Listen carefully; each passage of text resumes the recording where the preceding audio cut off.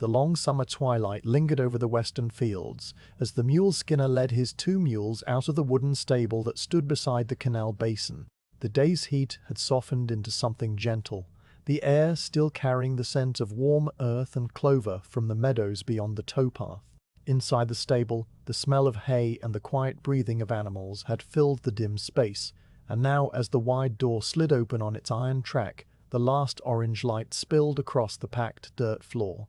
The mules, a sturdy pair named Meg and Barney, stepped out without hurry, their hooves making soft, dull sounds on the ground that had been worn smooth by years of coming and going. The mule skinner, whose name was Elias, paused just outside the door and let them stand for a moment while he rubbed the back of his neck. He was not a young man, nor was he old. His movements were those of someone who had done this same thing 1,000 times and would do it 1,000 more. He wore a wide-brimmed straw hat that had lost its shape, a cotton shirt with the sleeves rolled to the elbows, and trousers held up by a single leather suspender. The mules waited patiently while he checked the harness that already lay across their backs. He had oiled the leather that morning, and it flexed under his fingers with a quiet, living warmth, smelling faintly of neatsfoot and dust. Each buckle, each brass ring, each tug strap had its place, and he found them all without needing to look. Meg, the shorter and broader of the two, turned her long ears toward him and then toward the water, as if measuring the coming night. Barney stood motionless, his tail swishing once at a fly that had already settled for the evening.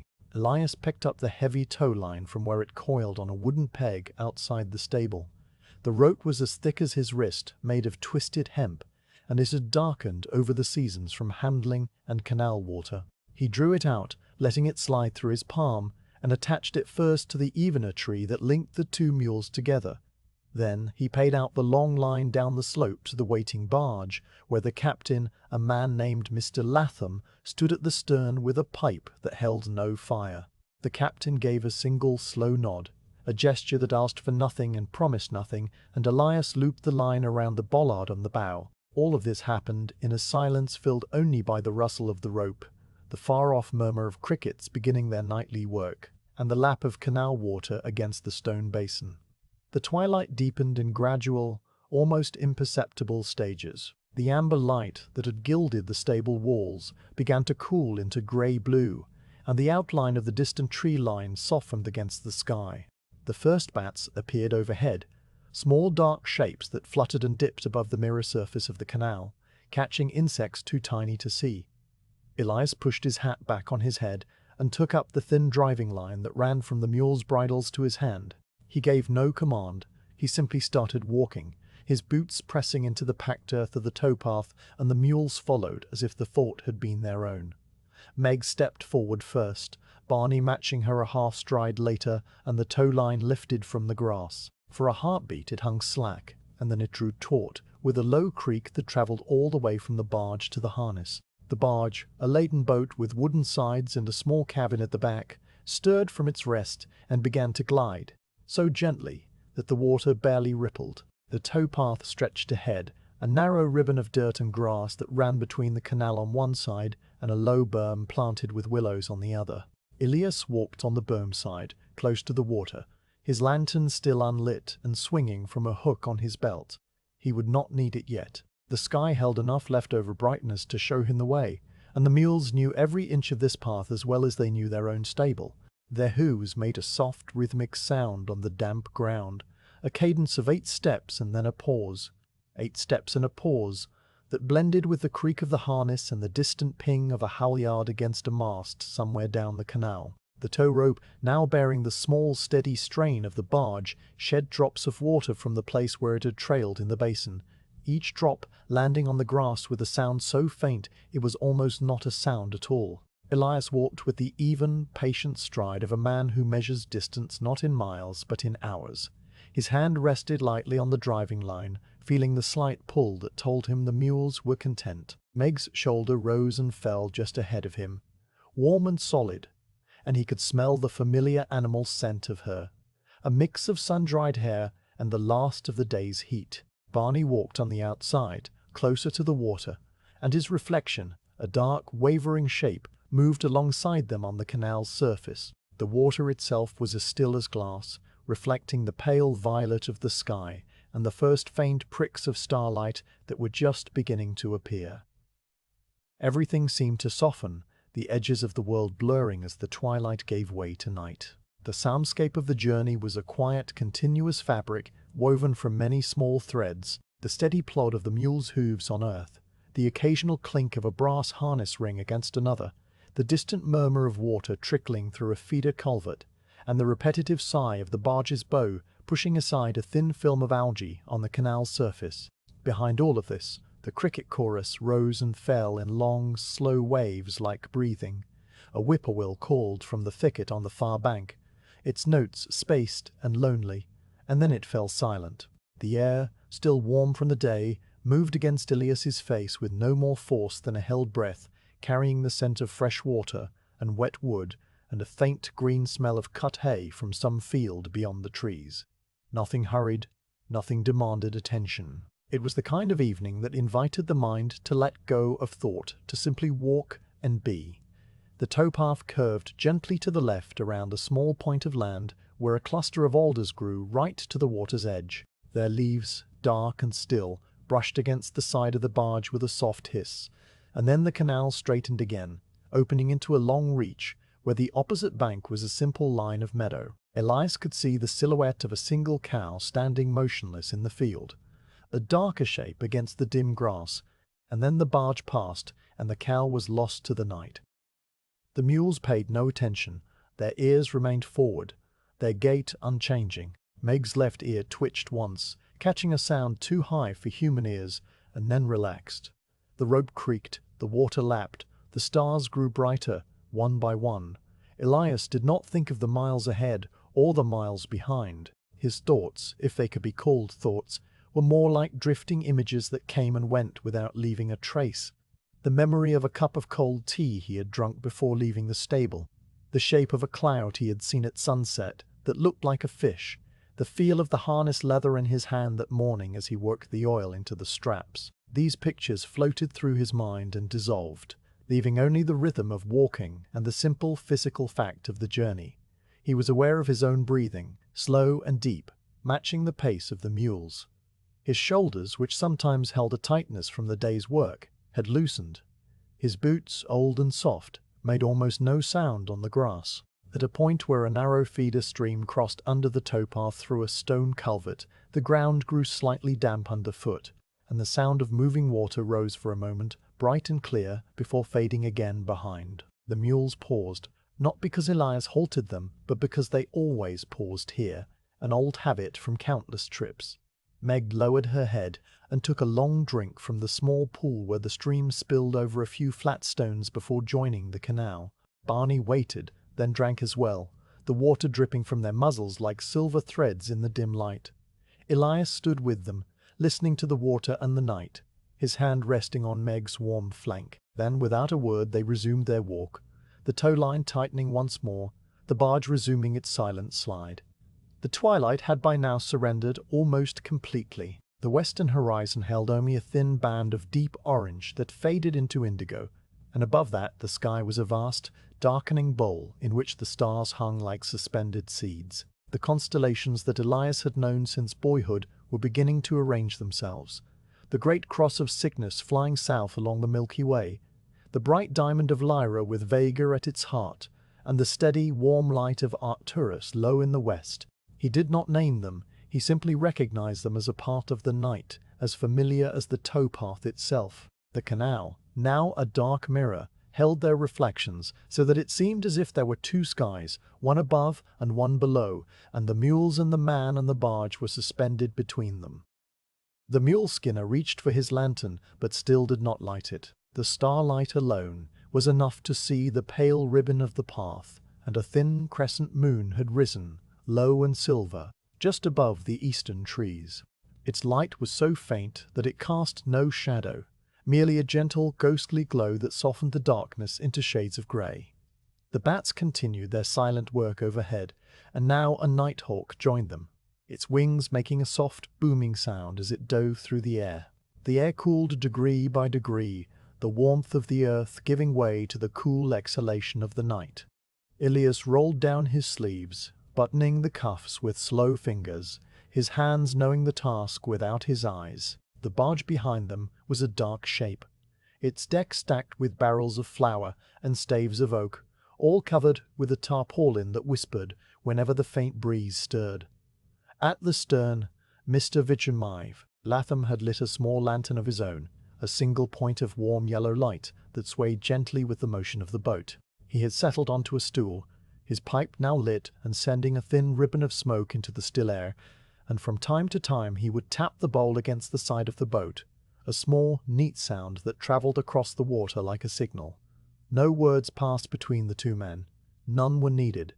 The rhythm of the canal held everything together. Elias's legs carried him forward with the momentum of long practice, a walking trance that asked nothing of his mind. He noticed the way the grass on the berm grew slightly taller near a stone boundary marker, the way the water in the canal deepened to a darker blue where the channel had been dredged the year before, the way a single star, perhaps a planet, shone steadily and without twinkling just above the treetops. These details drifted through his awareness like leaves on a current, and he let them go as easily as they came.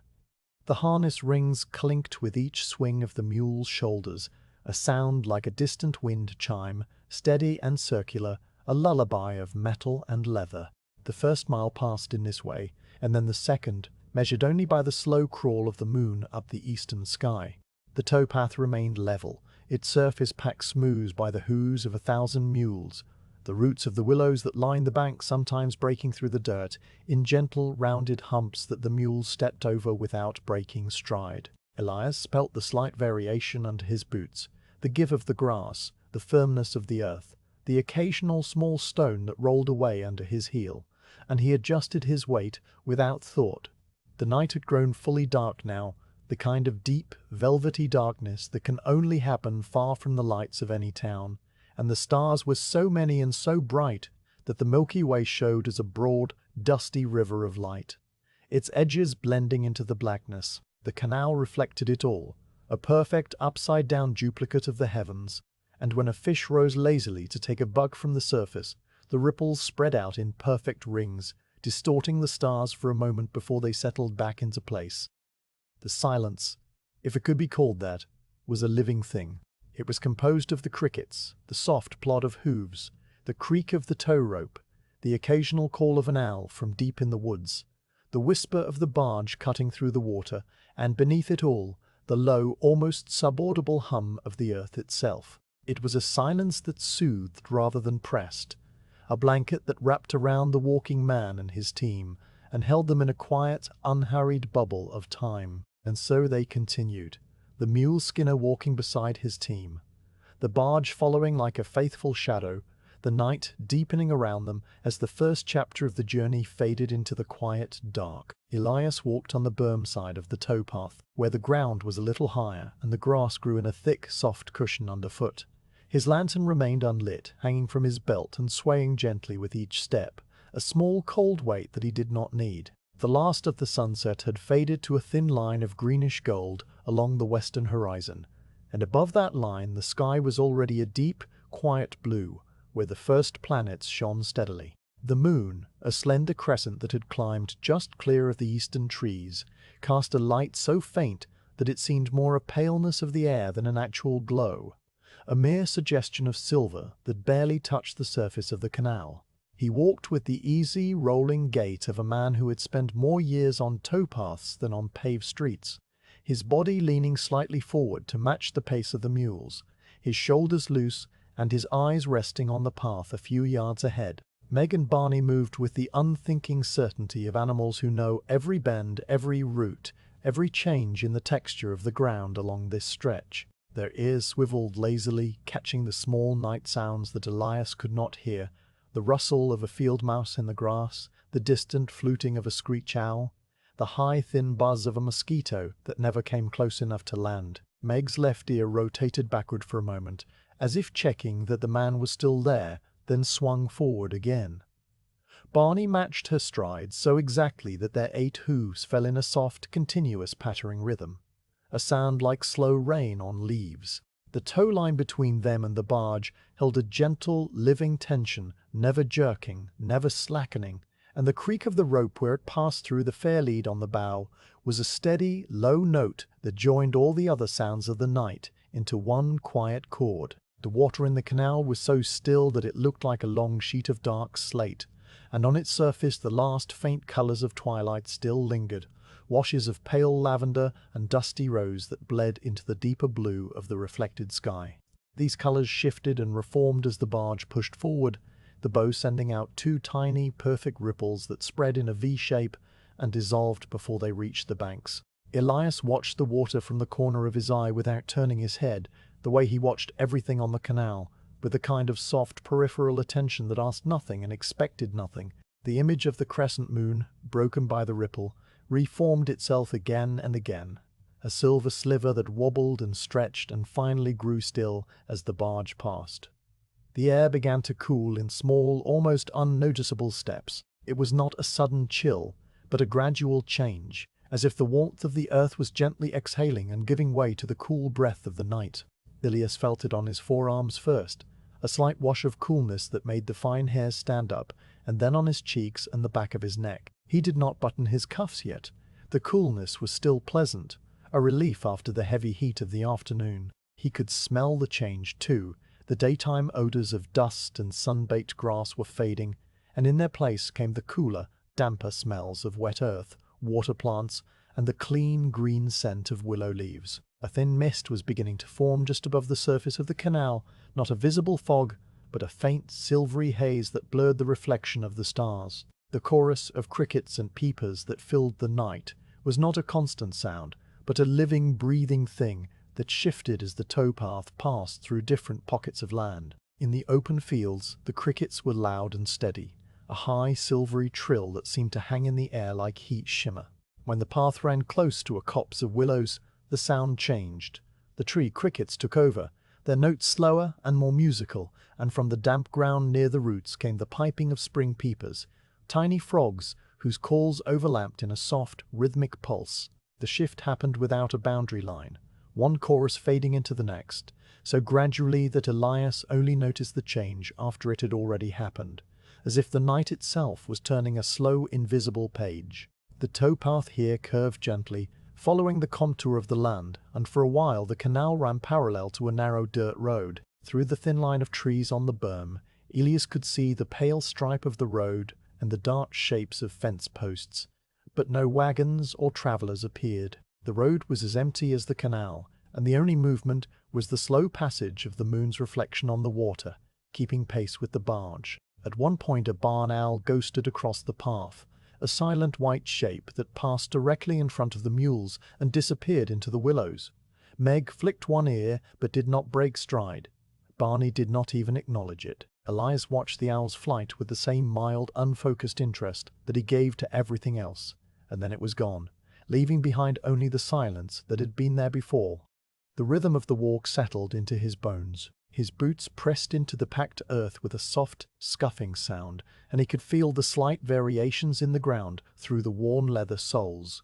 The dense, springy resistance of the grass, the occasional hard patch where a stone lay just beneath the surface, the damp give of a spot watered by a seep from the canal. His knees and hips moved with a fluid, oiled ease, the motion so familiar that it required no thought. His arms swung lightly at his sides, one hand holding the driving line, and the thin leather of the line transmitted the small, steady tugs from the mule's bits, a language of pressure and release that he could read without thinking. Step, step, step, step, 8 hooves and 2 boots, a steady cadence that seemed to slow time itself. The mule's shoulders rose and fell in front of him, dark shapes against the darker water, and the harness leather creaked with each swing of their bodies, a sound like the opening of an old, well-oiled door. The brass rings on the hames caught the faint starlight and glinted once, twice, in no particular pattern. Small, brief flashes that were gone almost before they appeared. The tow rope, still dark with canal water, occasionally dripped onto the grass with a sound like a single raindrop falling from a leaf after a storm. Every few minutes, Elias would shift the line from one hand to the other, a small, habitual motion that kept his fingers from stiffening, and the mules would not notice at all. The world contracted to the small circle of the towpath, the mules, the barge, and the strip of sky above them. Beyond the edges of this circle, the fields and woods stretched away into a darkness that was complete and quiet, a darkness that held no threats and no surprises. Elias knew the darkness as well as he knew the daylight. He had walked through it in every season, in every weather, and it had never been anything but calm. The starlight was just enough to show the pale dirt of the path, the darker line of the canal bank, and the silhouette of the leading mule's head. Beyond that, the world faded into a soft, velvety blackness that asked nothing of him. He did not need to see. The mules saw for him, and his own body knew the way. As the first mile drew to its quiet close, marked not by a sign or a stone, but by the internal clock that every mule skinner carries in his chest, the air had cooled another small degree, and the mist on the water had thickened just slightly. The colors of the sky had simplified. The pinks and lavenders were gone, replaced by a uniform deep blue-black, and the stars had multiplied until the sky seemed thick with them, a field of light dusting the immense dome from horizon to horizon. The Milky Way, that broad river of stars that divided the heavens, was now fully visible, a hazy, luminous band that stretched from north to south, and the canal held a faint, ghostly copy of it on its still surface. The mules walked on, their pace unchanged, their ears still turning lazily, and Elias, feeling the first small tug of pleasant weariness in his calves, settled deeper into the rhythm. The first mile was behind them, and the second was already beginning, quiet and unhurried, under the starry summer sky. Night fully arrived, and the bowl of the sky deepened from a rich, velvety blue into a blackness so profound that the stars no longer seemed like distant pinpricks, but like a vast, close field of light that hung just above the earth. The last trace of twilight had vanished completely, and in its place was the full architecture of the summer heavens, laid out with a clarity that only the deep countryside in 1835 could offer. The canal, still and dark, held the entire celestial display on its surface, a perfect upside-down world in which every star had its twin, and the mules and the man and the barge moved through the middle as if suspended between two skies. Elias walked with his left hand resting lightly on Meg's warm back, just behind her shoulder, where the muscle rose and fell with a slow, steady rhythm. The heat of her body came through the coarse hair and into his palm, a living warmth that spoke of the long day just past and the steady work of the night. He could feel the bones of her spine and the play of the big shoulder muscle as she stepped, a complex mechanical softness under the skin that was as familiar to him as his own heartbeat. He did not press or lean. He simply let the hand rest there, a small point of contact that joined him to the team and to the journey. Barney, on the outside, walked with his head slightly lower, his long ears silhouetted against the starry water, and every few steps he would exhale a soft, fluttering breath through his nostrils that ruffled the fine hair on Meg's flank. The constellations that wheeled above them were old friends, their shapes marked not by myth or lore, but by the simple familiarity of 1,000 nights. The great cross of Cygnus flew high overhead, its long neck stretching south along the bright river of the Milky Way, and the star Deneb, at its tail, glowed with a steady, cold white light that seemed to pulse softly in the still air. Beside it, the small, precise diamond of Lyra held Vega, a star of such pure brilliance that it appeared almost blue against the surrounding blackness, and it marked the top of the summer triangle that Elias had known since he was a boy, lying in the meadow grass of his father's farm. The third point of that triangle, Altair in Aquila, shone lower in the south, its eagle shape half imagined in the dimmer stars that trailed away from it, like the edges of a wing. He did not think the names, he simply saw them, the same way he saw the towpath and the water and the mules, without the need to name anything. The Milky Way itself was a wonder that never grew old. It stretched from the northern horizon across the zenith and down into the south, a broad, irregular band of dust and stars, so numerous they blended into a soft glowing haze. In places it was thick and bright, dark gaps and clouds of interstellar dust creating the illusion of shape and depth, and in other places it thinned to a faint silvery mist that could easily be mistaken for a high, forgotten wisp of cloud. The canal caught a ghost of this river, a paler, more diffuse reflection that swayed and stretched whenever the barge's bow pushed a ripple across the surface. The ripple would travel outward in a neat V-shape, intersect the reflected Milky Way, and for a moment the band of light would shatter into 1,000 shifting fragments before reforming again, whole and steady as the water stilled. Elias let his gaze travel from one constellation to the next without hurry, his eyes moving across the sky as slowly as the mules moved along the towpath. He saw the small, tight cluster of the Pleiades just rising in the east, its 7 tiny stars visible only if he did not look directly at them, a faint shimmer of light that seemed to tremble on the edge of seeing. He saw the bright, warm glow of Arcturus in the west, still hanging above the horizon after the sun had long gone, and the wide, irregular form of Hercules, dim and sprawling, with a fuzzy patch of light at its middle that was the great globular cluster, visible only because the night was so clear and the sky so perfectly dark. He saw the W of Cassiopeia balanced on one side and the Big Dipper low in the northwest, its handle curving gently toward the horizon. And far to the south, just above the dark line of the treetops, the hook-shaped crown of Scorpius glowed with a reddish, pulsing light at its heart, the star Antares, which the old farmers called the Rival of Mars.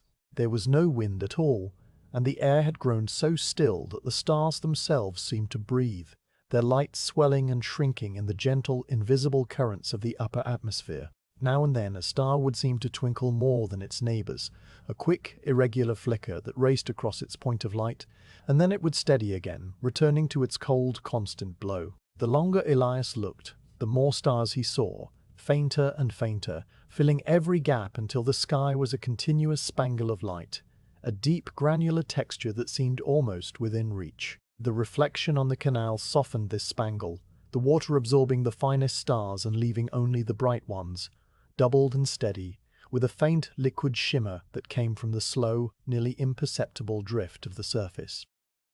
The mules walked on, their pace as steady as the stars. Meg's back rose and fell under Elias's hand, each breath a slow, deep bellows that moved her ribs and stirred the harness leather with a tiny creak.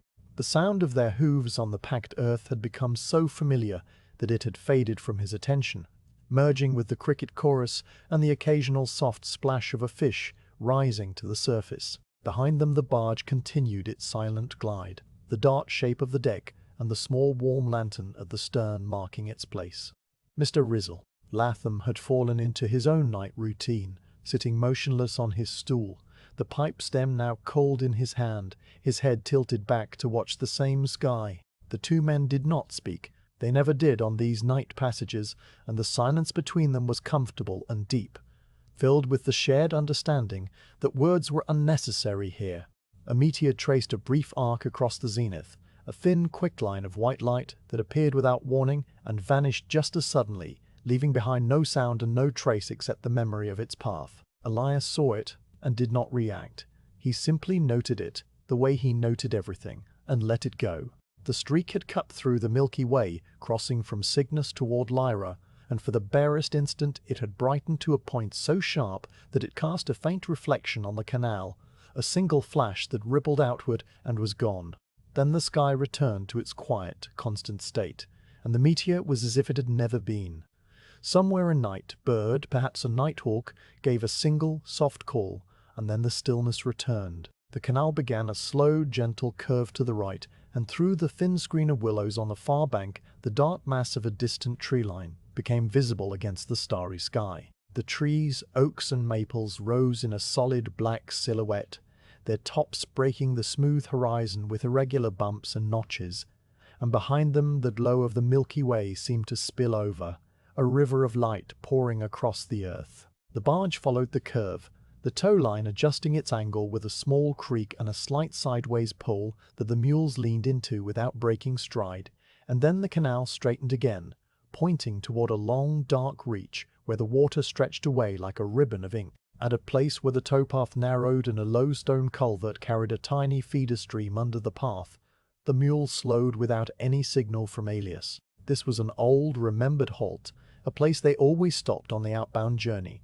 and they knew it by the sound of the water trickling over the stones and by the slight coolness that rose from the damp ground. Meg stopped first, her head lowering toward the pool where the stream spilled out before joining the canal, and Barney stopped beside her, his nose almost touching the water.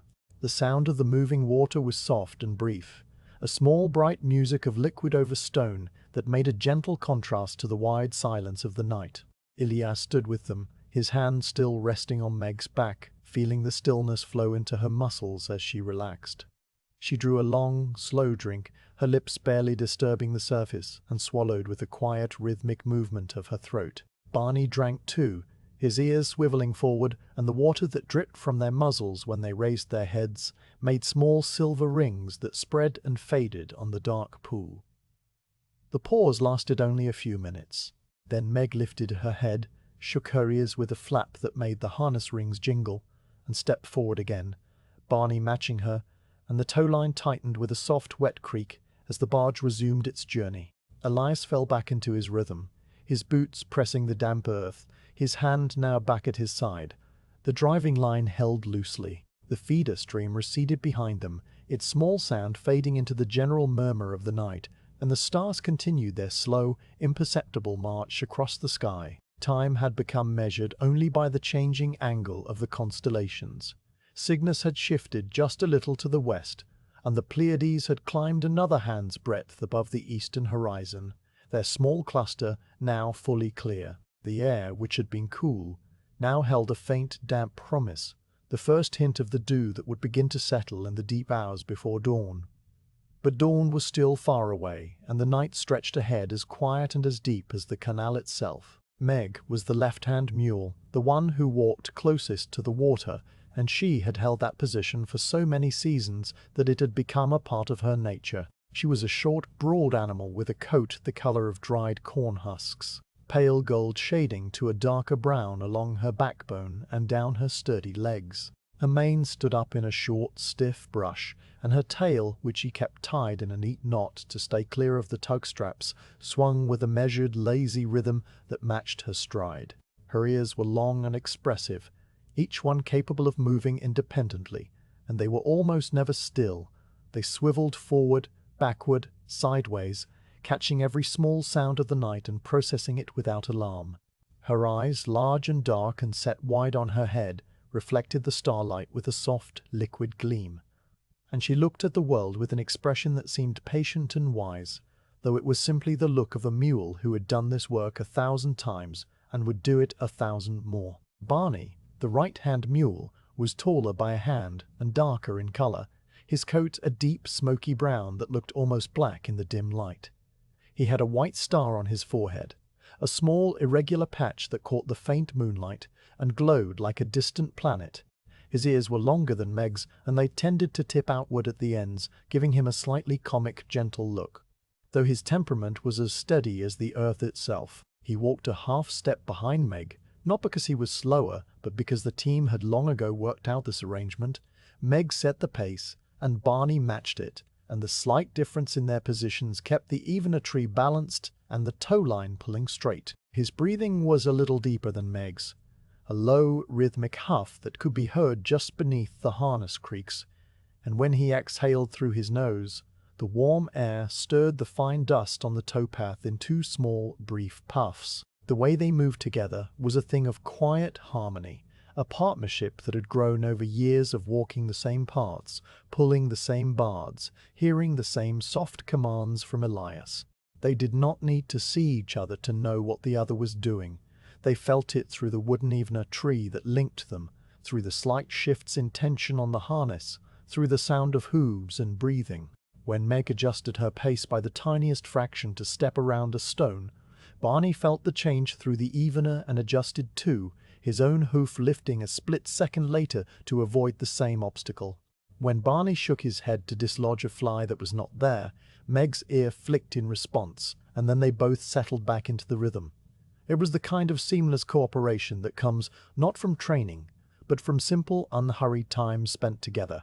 The harness they wore was old and well cared for, the leather darkened by years of oil and sweat to a deep, rich brown that glowed faintly in the starlight. The collar on each mule was a broad, padded ring that rested against their shoulders, and from it hung the hames, 2 curved metal pieces that carried the brass rings through which the tug straps ran. The straps themselves were wide and flat, and they ran back along the mule's sides to the evener tree, a heavy wooden bar that equalized the pull between the two animals. Every buckle was smooth with age, every rivet tight and sure, and the leather creaked with a low musical sound as the mules swung their shoulders with each step. The creak was not a single note, but a complex chord made of many small sounds: the flex of the collar, the slide of the tug strap through its keeper, the soft, regular grind of the backband against the saddle pad. Together they formed a gentle, repeating melody that had become as much a part of the night as the crickets and the water. Meg's gait was a study in deliberation. She placed each hoof on the towpath with a careful, almost dainty precision, her leg lifting just enough to clear the ground, and then setting down on the earth with a soft, flat sound. Her pace never varied by more than a heartbeat, a steady walking rhythm that a man could set a pocket watch by if pocket watches had been common on the canal in 1835. Her big shoulder muscles bunched and released with each step, a smooth, powerful motion that could be seen moving under her skin, and the harness creak rose and fell in exact time with this motion, a perfect mechanical synchronicity. When she walked, her head nodded slightly forward and back, a small, placid motion that made her ears flop gently and her tail swung from side to side in a lazy counterpoint. Barney's movement was a mirror and a variation. His stride was a little longer, his legs a little thinner, and his hooves made a slightly sharper sound on the packed earth, more of a tap than a plod. He tended to hold his head a fraction lower than Meg, as if he were perpetually sniffing the path ahead, and his ears flopped in a looser, more relaxed way, their tips flopping outward on each downbeat. His coat, darker and coarser, absorbed the starlight instead of reflecting it, so that he appeared as a shadow beside Meg's paler form, a dark shape moving beside a light one. But the two of them were as balanced as the two pans of a scale, and together they produced a combined sound and motion that filled the towpath with a quiet, living presence. The physical sensations of the mules were as much a part of the journey as the stars or the water. Elias, walking behind them, could feel the warmth radiating from their bodies, a gentle, steady heat that rose from their backs and flanks and mingled with the cool night air. He could smell them too, a clean animal smell that was not unpleasant but simply present, the dry, grassy scent of their coats, the faint tang of sweat from the day's earlier work, the oiled richness of the harness leather. When the breeze stirred, which was seldom, it brought the smell forward in soft waves, and when the air was still, the scent hung in the path behind them like a trail. The heat and the smell and the sound and the motion all blended into a single, enveloping experience, a cocoon of physical reality that left no room for thought or worry or anything but the simple fact of walking. The mules' tails, as different as their ears, swished through the night air with a slow pendulum motion. Meg's tail, knotted and neat, swung with a short brisk flick that stirred the hairs at the top and then settled, while Barney's, longer and silkier, swept in a wider arc that sometimes brushed against the tow rope. They used their tails not for flies, for the flies had long since gone to sleep, but from a kind of habitual restlessness, a small unconscious motion that never interfered with their stride. The tow rope itself, which passed behind them and ran out over the water, occasionally dripped onto the grass in a line of silver drops, each one catching the starlight for an instant before it fell into the soft earth. The harness bells, a small strap of 3 brass bells fastened to each collar, chimed with every step. The sound was faint and tinny, a delicate circular music that never repeated itself exactly, but always sounded the same. The bells on Meg jingled in a slightly higher register than those on Barney, and together they created a soft, overlapping ring that floated just above the creak of the leather and the plod of the hooves. The sound travelled out over the canal and back, faintly echoed by the water, and then it faded into the general quiet of the night. At certain angles, when the starlight caught the polished brass, the bells gave off a small brief flash that was gone before the eye could fully register it, a tiny firefly of light in the darkness. Elias watched the mules from his place behind them, his gaze moving from Meg's ears to Barney's tail, from the play of muscle under Meg's coat to the steady, rhythmic nod of Barney's head. He saw how Meg's right ear swiveled back to check on him every few minutes, then returned forward, satisfied. He saw how Barney's breath condensed into a brief, visible puff when they crossed a low, damp swale where the air was cooler, the mist forming and dissolving in the space of a single stride. He saw the way the starlight picked out the individual hairs on Meg's pale flank, each one glowing with a faint, silvery sheen, and the way Barney's dark coat absorbed the light and turned it into a soft, velvety blackness. These details passed through his awareness like the scenes outside a slowly moving window, noticed and then released, replaced by new details equally small and equally calm.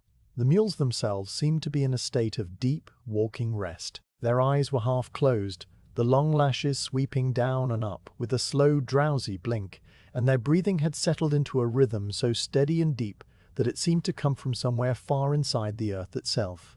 They were not asleep, not in the way a standing horse can sleep, but they were somewhere in between, a state of wakeful dreaming in which the body carried on its work, while the mind drifted in a quiet, dark place, without thought. This was the state that the canal mules achieved on the long, straight levels, a state that came from complete familiarity and the utter absence of surprise. Nothing would startle them here. Nothing would change. The path would continue, the rope would pull, the man would walk behind them, and the stars would wheel overhead. It was as certain as sunrise, and they gave themselves to it completely.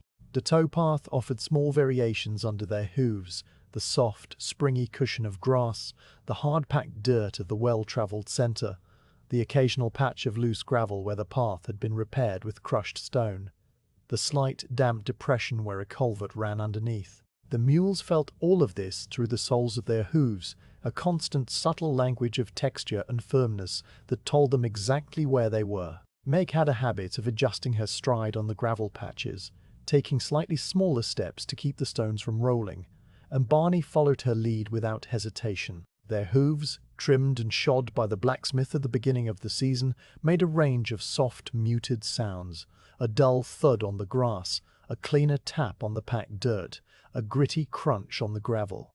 These sounds marked the passage of the miles more clearly than any signpost. The harness continued its quiet symphony. The tug straps, under constant but gentle strain, creaked where they passed through the rings, and the backbands which ran across the mules' loins to keep the traces from sagging rubbed against the saddle pads with a soft, leathery whisper. The cruppers, which looped under their tails to keep the harness from sliding forward, were silent, but the gentle pressure they exerted was a constant, reassuring presence. Every piece of leather had been shaped by use, the stiff newness long gone, replaced by a supple, living flexibility that moved with the animals rather than against them. The mules knew the feel of this harness as intimately as they knew their own skin. It was a second skin, a familiar weight that meant work and walking and the quiet of the night. From time to time, one of the mules would make a small sound, a low, gusty sigh that emptied the lungs and relaxed the whole body, or a soft, inquiring necker that was answered by nothing but the crickets. Barney sometimes gave a quiet, fluttering snort, blowing air through his nostrils to clear them of dust, and Meg would answer with a flick of her ear. These were the only communications they needed, small exchanges that passed back and forth along the evener tree and through the air, and they were so quiet and so brief that they seemed like the night speaking to itself. The journey stretched ahead, hour after hour, and the mule's energy seemed inexhaustible. They had been bred for this.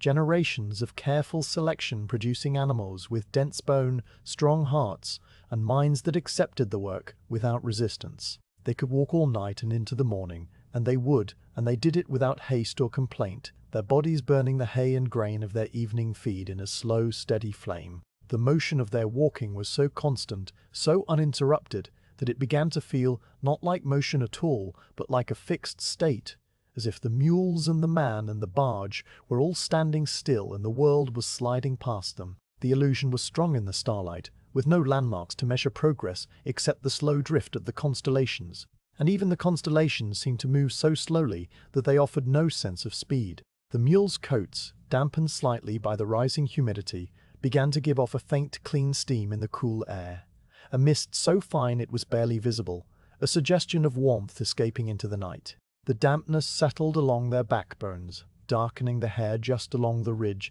and Elias could feel it when he occasionally rested his hand on Meg's back, a cool, velvety moisture that was not sweat but condensation, the first small gift of the coming dew. The night moved on, and the mules moved with it, their motion as natural and as constant as the flow of the canal itself, a quiet, living engine of flesh and bone and leather that pulled the barge through the darkness toward the distant dawn. Far ahead on the towpath, where the dark line of the canal merged with the darker line of the tree line, a single point of warm yellow light appeared and held steady. It was small and distant, a flicker no larger than a star caught in the branches, but it did not twinkle, and it did not move. Elias saw it with the same mild peripheral attention he gave to everything on the night journey, and he knew at once that it was the lantern of the lock tender, set in the window of the small stone house that stood beside the lock gates. The lock was still a mile away, perhaps a little more, but the flatness of the canal country made distances deceptive, and the light seemed to float just above the water, a tiny warm beacon in the vast cool darkness.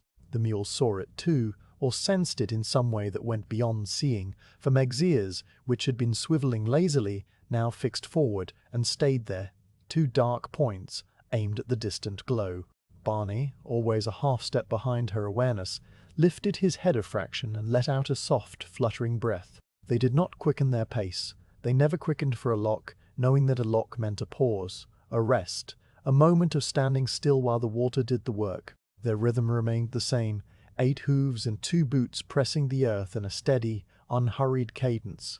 But there was a subtle shift in their attention, a gentle focusing that was almost imperceptible. Elias felt it through the driving line, a tiny increase in the forward pressure that was not pulling but a kind of alertness, and he simply walked on, letting the light grow slowly larger. The towpath ran straight for a long stretch here, with the canal on one side and a low berm planted with willows on the other, and the lock stood at the end of this reach like a small dark interruption in the smooth ribbon of water. As they drew closer, the details of the lock began to resolve out of the darkness.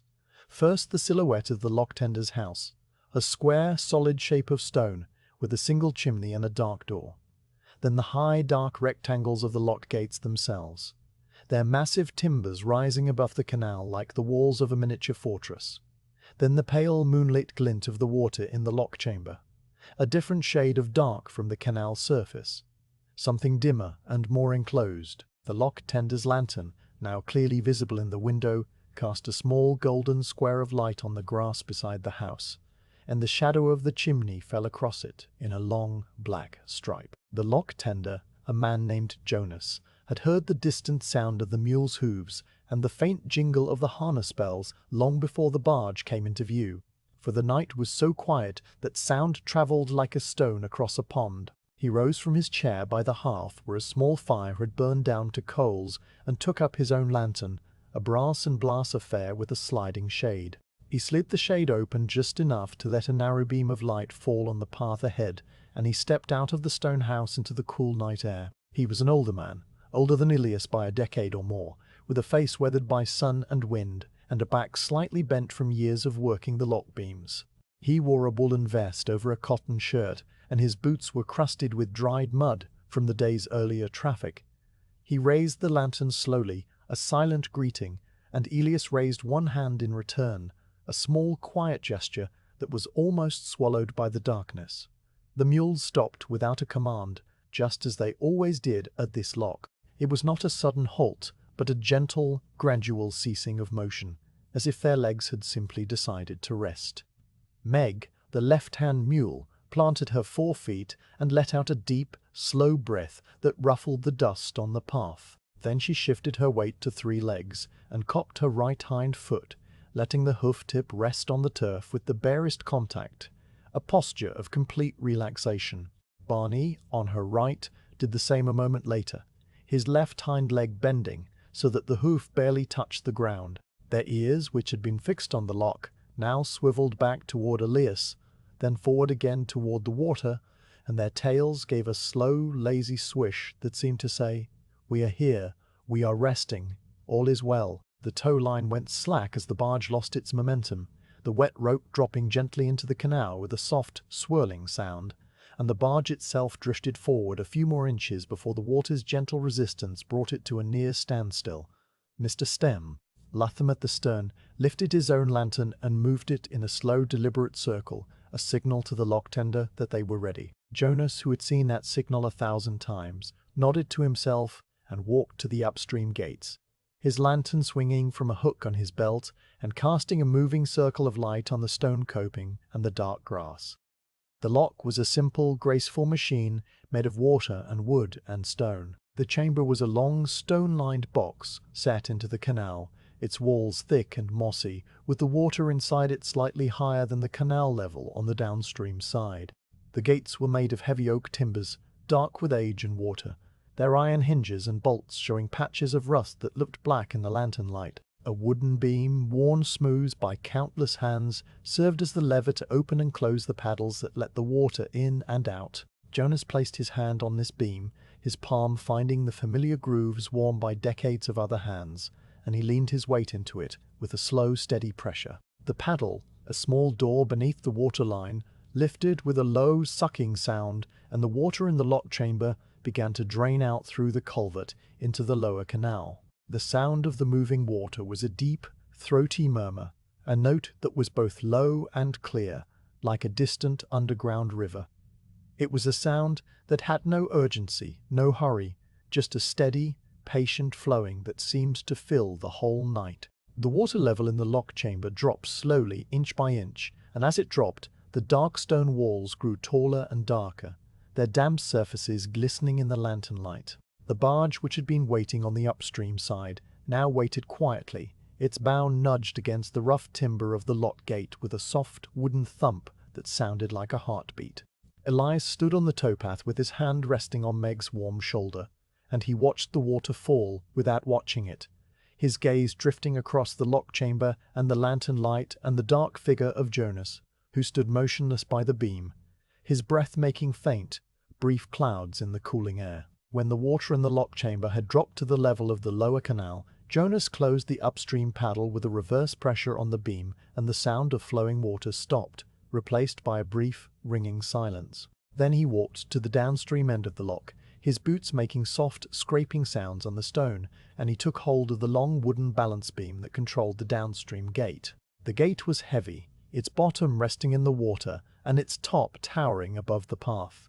But it was so perfectly balanced on its iron pintles that a single man could swing it open with a steady, unhurried pull. The timber groaned, a low, deep creak that was not a complaint but simply the sound of wet wood moving against water, and the gate swung open in a slow arc, pushing a small wave of dark water ahead of it. The opening revealed the lower canal beyond, a long, straight reach of starry water that stretched away into the darkness, identical to the reach they had just left.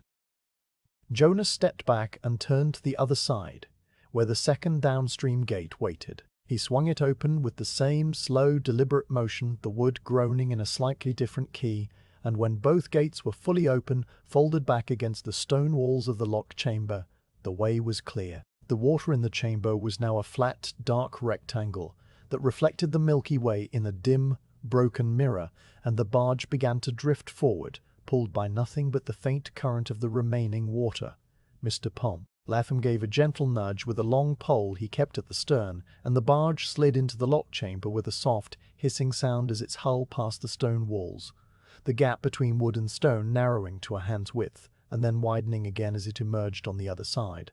Once the barge was fully inside the lower reach, Jonas closed the downstream gates behind it, pulling the balance beams back until the heavy timbers met with a solid, wet thud that echoed briefly across the water. Then he walked back to the upstream end and opened the paddles there, letting the water from the upper canal flow into the chamber again, refilling it for the next boat that might come, though none would likely come until morning. The sound of the filling water was gentler than the draining sound, a soft, bubbling murmur that rose in pitch as the chamber filled, and then it stopped as the water reached its mark, and Jonas closed the paddles with the same steady, practiced motion. The lock was ready again, its water flat and still, its gates closed, its stone walls dark and quiet. Elias had not spoken a single word during the whole operation, and Jonas had spoken only once, a quiet, evening Elias that was answered with an equally quiet Jonas. And even those two words had been spoken so softly that they seemed to be absorbed by the night air without travelling an inch. The lop tender now stood by his stone house, the lantern in his hand dimmed again by the sliding shade, and he lifted it once in a small, final acknowledgement. Elias raised his hand again, a brief, pale gesture, and then he clicked his tongue, a soft, wet sound that the mules knew as well as their own names. Meg lowered her cocked hind leg and planted the hoof on the earth. Barney did the same a half-second later. Their ears came forward, their shoulders squared, and they leaned into the harness, the tow line lifting from the water with a wet, slapping sound and then stretching taut.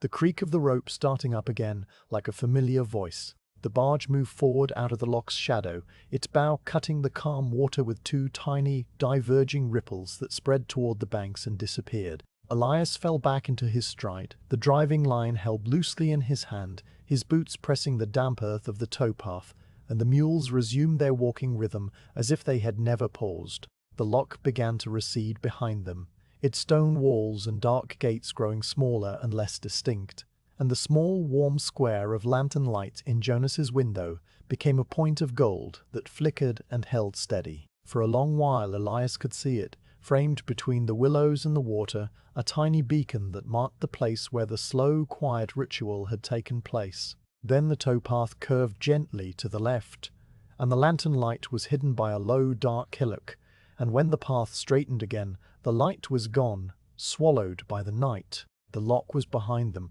a memory already fading into the deep, quiet darkness, and the canal stretched ahead, open and still under the motionless stars. The barge slipped out of the shadow of the lock and onto the open canal, where the moon stood high above the eastern tree line and laid a broad, shimmering avenue of silver across the water. This reflection was not a still image, but a restless, breathing presence that trembled with every subtle movement of the surface, and it painted a path that kept perfect pace with the boat, never lagging, never rushing, a companion of light that glided alongside the hull.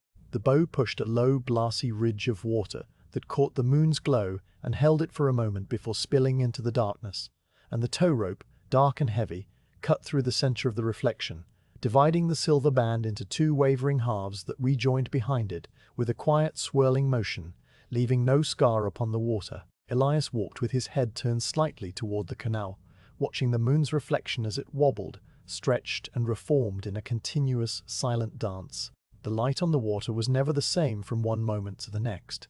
It flattened into a broad, molten disk when the surface was glassy, then shattered into 100 tiny crescents when the barge's wake disturbed the stillness, then drew itself together again with a slow, liquid patience as the ripples faded.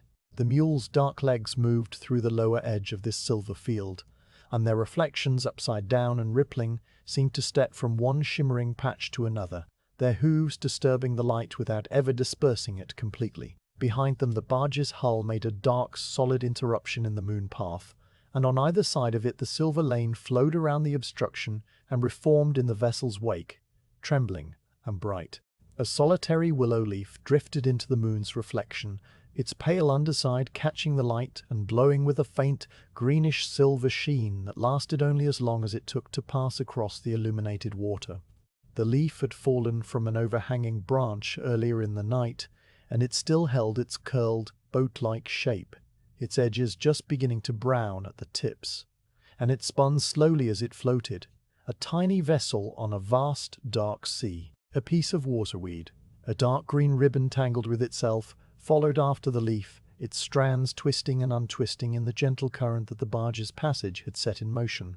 The weed slipped through the moon reflection like a dark snake, briefly erasing a portion of the silver light before releasing it again, and then it drifted on toward the far bank, where it would eventually catch on a root or a stone and come to rest. Resting on the surface tension near the towpath, a dragonfly sat motionless, its transparent wings spread flat against the water as if the whole canal were a pane of glass made just for it. The insect was long and slender, its body a pale dusty blue that appeared almost white in the moonlight, and aggroed the subtle undulations of the canal with a fragile, perfect balance, unaware of the barge and the mules and the men who passed within arm's reach. Elias watched these small travelers without naming them, his attention a soft, unfocused thing that received them and let them go. His gaze then lifted from the floating debris to the deeper reflection that lay beneath the moon's bright path, where the stars themselves were mirrored in perfect cold stillness. The canal held the entire sky upside down, every constellation inverted and yet utterly recognizable. Cygnus flew south along the dark bed of the water, Lyra glowed near the bottom of the canal's black mirror, and the Milky Way stretched across the depths like a sunken river of clouded light. When Elias looked up at the true sky and then down at its reflection, the two vistas seemed to merge, the horizon dissolved, and for a long, quiet moment, he felt as though he was suspended in a sphere of starlight, walking on a narrow strip of earth that was the only solid thing in a universe of dark and light. The mules, their bodies dark against the sparkling water, appeared to be treading through the constellations, their hooves stepping from Vega to Altair and onward through the lesser stars, each step a soft, unhurried pace across the heavens. The sensation of walking between two skies was not a dramatic thing, but a quiet, pervasive impression that crept into the bones and stayed there, as natural as the feel of the towpath underfoot. The canal's reflection was so complete, so deep, that the upside-down stars seemed to possess their own faint depth, a dark infinity that pulled the eye downward as much as the real sky pulled it upward. When a meteor streaked across the true heavens, its brief white arc traced a simultaneous path across the canal's surface, a twin flash that lived and died in the same instant. And then the darkness closed over it both above and below, leaving no trace of its passage. The moon, now almost overhead, cast almost no shadow. Its light was so direct that it seemed to fall straight down through the air and into the water, filling the whole world with a pale, silver-grey illumination that softened every edge and blurred the boundary between substance and reflection. The mule's pace remained as steady as the drift of the moon itself, an unchanging rhythm that swallowed the minutes and the miles without hurry. Meg's pale coat, where the moonlight fell upon it, acquired a ghostly, luminous quality, the individual hairs glowing with a soft, cold fire, while Barney's darker form absorbed the light and became a moving silhouette, a shadow that walked beside a ghost. Their reflections on the canal were two wavering, upside-down shapes that mirrored every step, every ear flick, every slow swish of a tail, and these reflections were joined by Elias's own tall, dark reflection, a third figure that walked upon the water as calmly as the man walked upon the earth. The small harness bells chimed with a faint, silvery sound that seemed to travel across the water and then return, slightly softened, as if the canal were a gentle sounding board that played the notes back to them in a distant, musical answer. The air at this hour had deepened its coolness by another small degree, and it carried a scent that was new and yet ancient, the clean, sweet smell of new-mown hay drifting from some distant field beyond the willow screen on the far bank. The fragrance was so distinct and so simmery that it seemed to colour the darkness with a golden memory of afternoon, of scythes swinging through tall grass, of haycocks standing in the hot sun, of dust and clover and the buzzing of bees. The scent travelled across the canal in a slow, invisible wave, and when it reached the towpath it hung there for a while, mingling with the damp green odour of the water and the faint animal warmth of the mules. Elias breathed it in without thinking, the way he breathed everything on the night journey, and the hay scent passed through him and was gone, replaced by the cool, neutral air, leaving behind only the faintest trace of its sweetness. From a barn loft somewhere far off across the fields, a single owl called, its voice a low, hollow series of notes that floated across the water like a message that needed no reply. The sound was not loud, not startling, but a gentle, round-edged thing that seemed to rise out of the earth itself and then settle back into it, a brief dark chord that hung in the air for a few long seconds and then dissolved. The owl called 3 times, each note spaced with a careful, measured pause, and then it fell silent, and the silence that returned was deeper than before, as if the call had been a kind of benediction that closed a door in the night. No other birds answered, and no other animals stirred.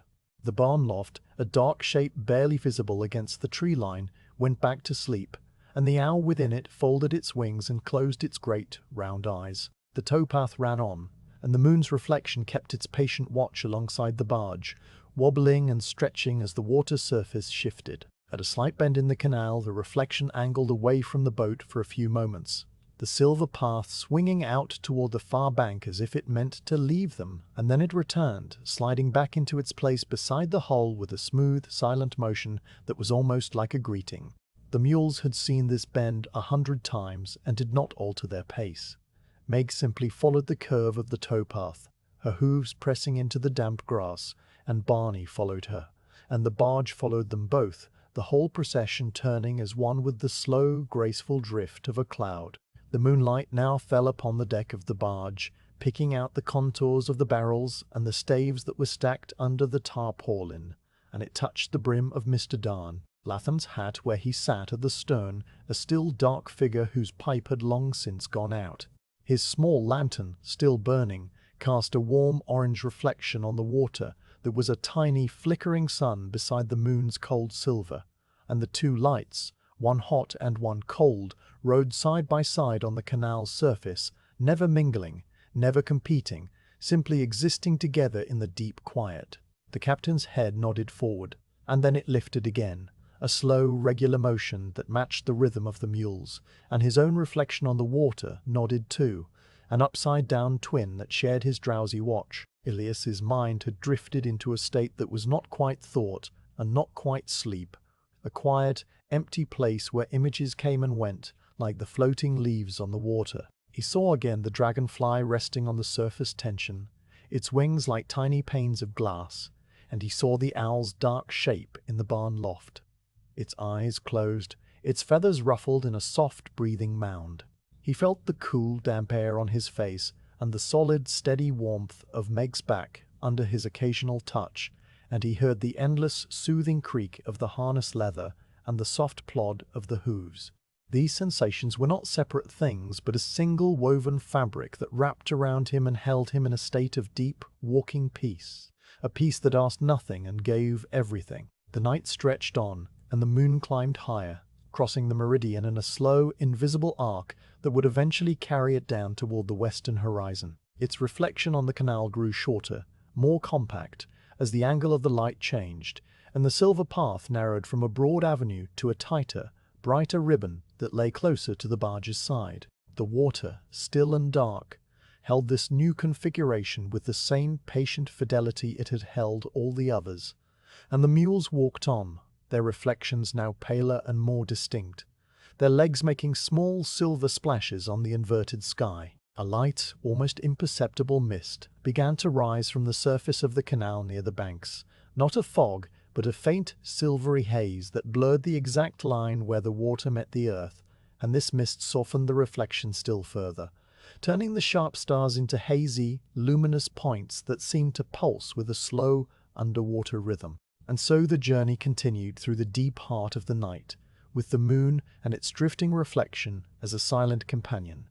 The floating leaves and the water, weed and the dragonfly all left far behind, the scent of hay fading on the air, the owl's call a memory tucked into the folds of the darkness. The muleskinner walked on, his legs carrying him forward with the same steady, unthinking pace, his eyes resting now on the water, now on the path, now on the stars above, and everything he saw was calm and quiet and utterly without hurry, a drifting reflection of a world at peace. The canal began to wind through a landscape that was no longer entirely wild, where the dark fields and woodlots gave way now and then to the quiet, clustered shapes of human habitation. These were not towns in any proper sense, but small, scattered settlements that had grown up beside the water in the years since the canal was dug, places where a miller had built his mill, a storekeeper had raised his store, and a handful of families had put down roots in the rich bottomland. They had no names on any map that Elias had ever seen, though the canal men called them by landmarks: the place with the red mill, the place with the stone church, the place where the bridge ran over. At this hour, deep in the motionless center of the night, every one of them was asleep, and the barge passed through them as silently as a thought passes through a dreaming mind. The first sign of the approaching settlement was the mill, a large square building of unpainted timber that stood on the far bank, with its broad side facing the water. Its great wooden wheel, which during the day turned with a steady splashing rhythm, now hung motionless in the dark, its paddles dripping a slow, irregular patter of drops into the mill race below. The drops fell one by one, spaced by long seconds of silence, and each one made a small liquid sound that was swallowed almost immediately by the quiet. The mill race itself, a narrow channel that diverted part of the canal's flow, was a stripe of deeper darkness against the dark bank, and its water moved with a faint, sleepy gurgle that was the only active sound for 100 yards. The mill's windows were dark squares, their glass catching the starlight in a dim, flat gleam, and the big double doors where the grain wagons came and went were closed and barred. A fine, pale dust that had settled on everything during the day's grinding on the sills, on the ramp, on the scattered straw near the loading dock, gave the whole structure a soft, powdery look, as if the mill itself had been dusted with flour and put to bed. Elias watched the mill slide past without turning his head, his eyes noting the dark wheel and the dripping paddles, the closed doors and the quiet mill race, and then the building fell behind and became just another dark shape against the trees. The mules did not look at it at all. They knew the mill well, knew that nothing ever happened there at this hour, and their ears remained fixed forward, their pace unchanging. The harness bells chimed softly, the tow rope creaked, and the barge drifted on. A little farther along, the canal made a gentle bend to the right, and as it straightened again, the spire of a small stone church rose up against the starry sky on the towpath side. The church was a modest, solid building with walls of grey fieldstone and a roof of dark wooden shingles, and its spire, a simple, pointed structure topped with a plain wooden cross, reached up into the constellations with a quiet, unassuming dignity. The cross at the top was barely visible, a dark intersection of beams that seemed to hang among the stars, and below it the spire tapered down to the square stone tower, where a single bell hung motionless in its frame. The bell was dark and still, its rim just catching a sliver of moonlight, and the rope that rang it hung down into the vestibule, invisible, untouched. The church door was a heavy arched thing of dark wood, studded with iron nails, and it was shut fast against the night. No candle burned inside, and no sound came from within. The congregation, the minister, the choir, all were long since home and asleep, their hymns and their prayers folded away until morning. Beside the church, a small cemetery spread out under the grass, its headstones a scattering of pale, upright shapes that glowed faintly in the starlight. Some were old and tilted, their inscriptions worn smooth by weather, and some were newer, their edges still sharp, their carved letters deep enough to hold a thin shadow. The grass between them was long and uncut, and it moved in the faintest of breezes with a soft, dry rustle that was the only sign of life in the place. One stone, a small rounded marker near the water's edge, had a bunch of wildflowers laid upon it, their stems wilted, and their petals dark, left behind from some afternoon visit that had long since ended. The canal water, flowing past the churchyard, reflected the spire as a wavering, inverted triangle that pointed down into the depths, a dark twin of the stone original that trembled with each ripple from the barge's bow. Elias had passed this church many times before, and he knew its spire as a landmark, a sign that the next lock was still some miles away. He did not look at it directly, but let it drift through his peripheral vision, a familiar shape in the familiar dark. The mules, for their part, did not pause or falter. They had no business with churches or cemeteries, and the scent of the long grass and the old stone was just another layer in the night's deep tapestry of smells. Their hooves pressed on, 8 soft beats and 2, and the church spire slid backward along the canal, diminishing slowly until it was just another dark point against the sky, and then the willows closed around it and it was gone. The next settlement was a little tighter, a cluster of buildings that hugged both sides of the canal and were connected by a low wooden bridge that arched over the water. The bridge was a simple structure, its planks laid across heavy timber beams, its railing a single rough-hewn log on each side. It was not a drawbridge or a lift bridge, just a fixed span high enough for a laden barge to pass beneath, and as the boat approached it, the dark arch of the bridge seemed to open like a mouth, swallowing the water and the path and everything that moved upon them. Elias, who had ducked under this bridge more times than he could count, did not alter his pace, but he dipped his head slightly out of habit, a small automatic gesture that kept his hat brim from brushing the wet timbers. The mules passed under first, their hooves echoing for the first time on the hard-packed dirt beneath the span, the sound suddenly louder and sharper, bouncing off the wooden beams and the stone abutments in a brief hollow clatter. Then the tow rope, angled now, dripping water in a thin silver line scraped gently against the corner of the stone abutment with a soft, grinding hiss that lasted only a second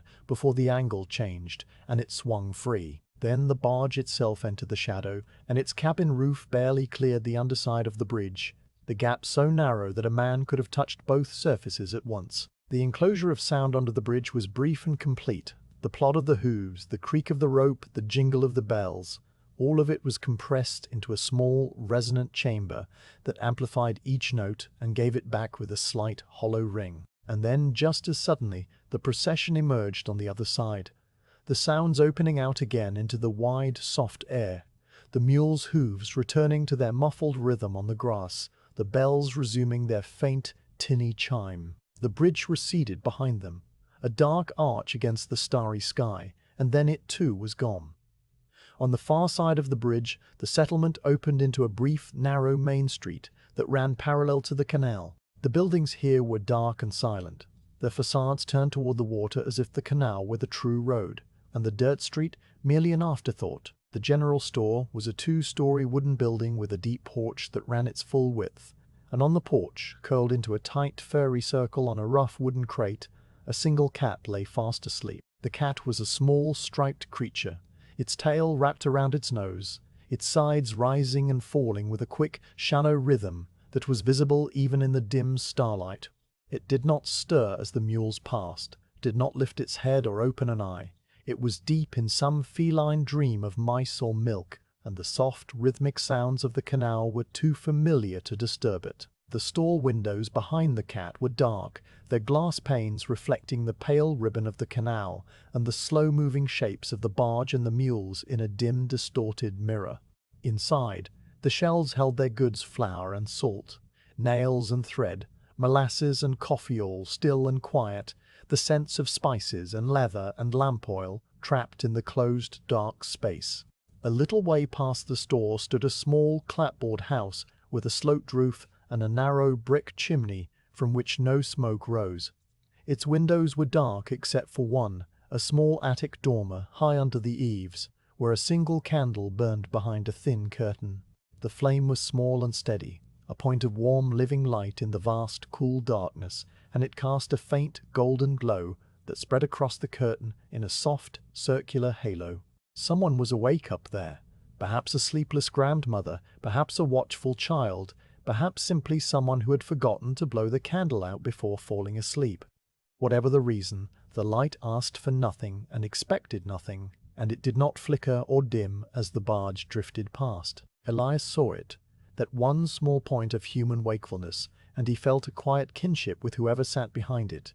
Two strangers sharing the same deep hour of the night in silent, separate solitude. Then the attic window slid backward along the canal, the candlelight shrinking to a pinprick, and the darkness closed over it like water. The other houses of the settlement were simple and square, built of wood or stone, with gardens that ran down to the water's edge, where small flat-bottomed skiffs were pulled up on the grass and tied to stakes.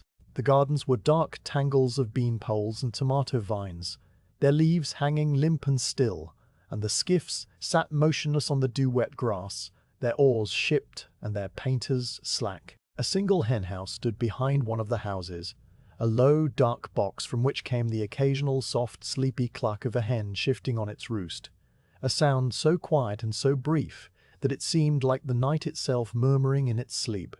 No dogs barked, no roosters crowed, no voices called out. The settlement was wrapped in a stillness so deep that it seemed almost a physical substance, a blanket that lay over the roofs and the porches and the sleeping gardens, holding everything in a soft, motionless embrace. The mules walked on, their hooves making the only sound that moved through the village. The soft, padded rhythm of their steps, past the store and the church, the mill and the houses, and then it passed on, carrying the barge and the man and the quiet living presence of the team out of the settlement and back into the open countryside.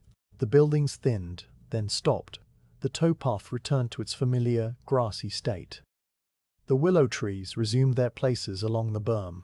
Behind them, the settlement remained as it had been, asleep and still, its single candle burning in the attic window, its mill wheel dark, its church spire pointing silently at the stars. And ahead, the canal stretched on through the night, empty and open, waiting for the slow, steady passage of the mule skinner and his team, moving through the quiet villages like a dream through a sleeping mind.